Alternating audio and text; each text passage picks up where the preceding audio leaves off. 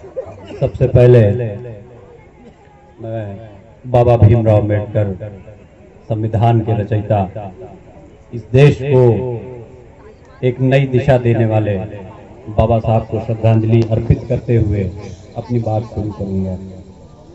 साथियों, मैं बहुत सारे कार्यक्रमों में गया इस जयंती पे, बाबा साहब की जयंती पे 14 अप्रैल से मैं जा रहा हूं लगातार, लेकिन जो रौनक, जो जागरूकता, जो मंच के माध्यम से, नाटक के माध्यम से, गीत के माध्यम से जो सहरियावा की कमेटी ने जागरूक करने का कार्य कर रहे हैं, मुझे नहीं लगता पूरे क्षेत्र में इससे बढ़िया कार्यक्रम और कहीं मुझे देखने को मिला है इस जयंती के मौके पर। और ना ही मुझे और किसी गांव में इतनी भीड़ बाबा साहब की जयंती के नाम पे कहीं मिली है। इतने जागरूक लोग, यहाँ महिलाएं भी मौजूद हैं।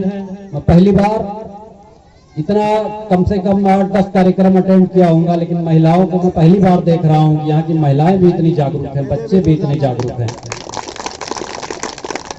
और इस कमेटी का मैं बहुत बहुत मुबारकबाद पेश करता हूँ। जो ये मैंने एक ही गीत सुना है 5-6 मिनट, जो अभी भाई साहब जो गीत अपना पेश कर रहे थे, उससे पहले शायद कुछ नाटक वगैरह के माध्यम से।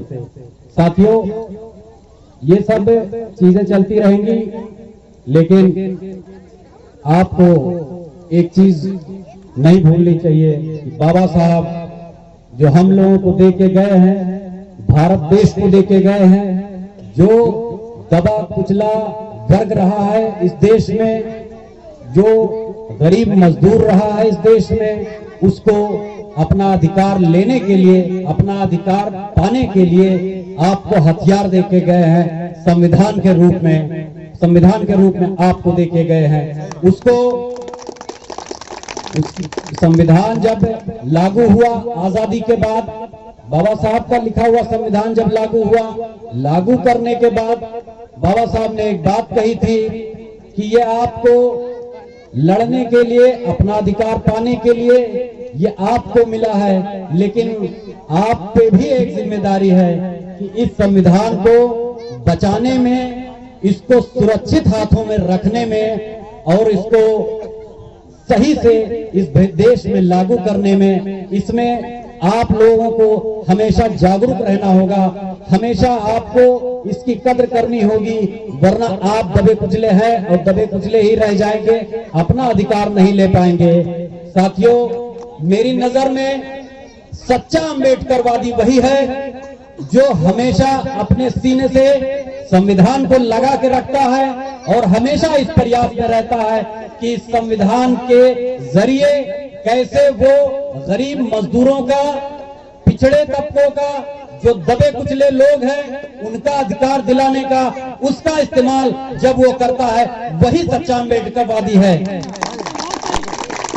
साथियों, चुनाव का मौसम चल रहा है, मैं आपसे वोट नहीं मांगूंगा, ये मैं आप पे छोड़ता हूँ। बहुत सारे प्रत्याशी आएंगे जाएंगे, अपनी बातें कहेंगे, लेकिन चुनाव के संबंध में मैं आगे किसी कार्यक्रम में आप लोगों से मेरी क्या योजनाएं हैं, मैं क्या कर सकता हूं, क्या करूंगा, क्या नहीं करूंगा, क्या कर चुका हूं, ये सब बातें करके मैं इस मंच को अपमानित नहीं करना चाहता। ये बाबा साहब की जयंती है और एक बार मैं फिर से श्रद्धांजलि अर्पित करते हुए मैं अपनी बात खत्म करता हूं और अपने कुछ दोस्तों से मैं माफी मांगता हूं।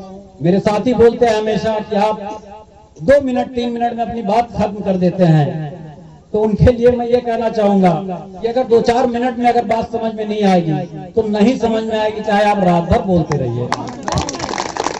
साथियों, बहुत बहुत पूरे ग्राम पंचायत गोबरी सहरियावा के लोगों का, और मुझे इस बात की बेहद खुशी है कि इतने जागरूक लोगों को देखते हुए मुझे बेहद खुशी है। और आगे इस चीज को आप लोग बनाए रहिएगा। आगे जब भी बाबा साहब के नाम पे कोई कार्यक्रम करना होगा, आप आवाज दें, मैं 2 घंटे पहले हाजिर रहूंगा आपके बीच। बहुत बहुत धन्यवाद आपका, बहुत बहुत शुक्रिया। जय भीम, जय भारत।